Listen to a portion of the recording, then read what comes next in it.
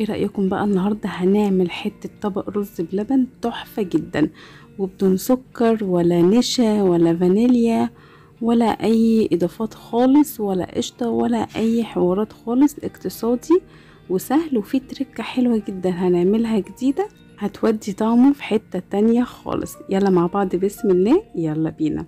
اول حاجة معانا لتر من الحليب كامل الدسم، مش حليب مبستر. نحط فيه نص كوبايه من الرز المنقوع ونص كوبايه من الكريم شانتيه الخام. طبعا مش ضروري كريم شانتيه خام، بس الكريم شانتيه الخام بيديله طعم حلو جدا. هنقلبهم مع بعض ونسيبهم يغلوا على النار مع بعض غلوتين فقط، وبعدين هنطفي النار ونغطيه ونسيبه لمده ساعه الرز يستوي جوه الحليب ده. وزي ما احنا شايفين كده هنجرب الرز هنلاقيه استوى خلاص. هنبدأ بقى نضيف معانا باكوين من الكريم كراميل، ده بديل للنشا وبديل للفانيليا وبديل للقشطة وبديل لكل حاجة، وهيخلي طعمه حلو جدا وهيخلي قوامه كريمي. بعد ما نضيف الباودر بتاع الكريم كراميل هنسيبه على النار يغلي غلوتين، وبعدين نبدأ نصبه بقى في البولات.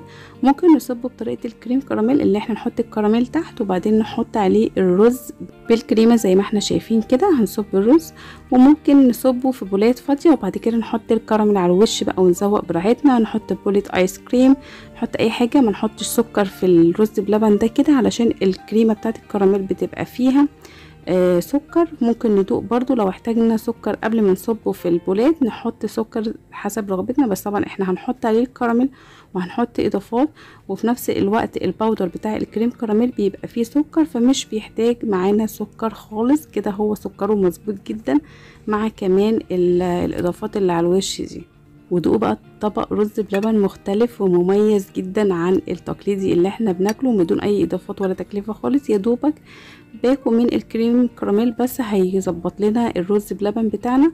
وطبعا احلى ميزة بقى فيه ان لو عندك حد ما بيحبش الكريم كراميل هتقولي له ان ده رز بلبن، ولو عندك حد بيحب الكراميل وما بيحبش الرز بلبن هنقول له ان ده كريم كراميل.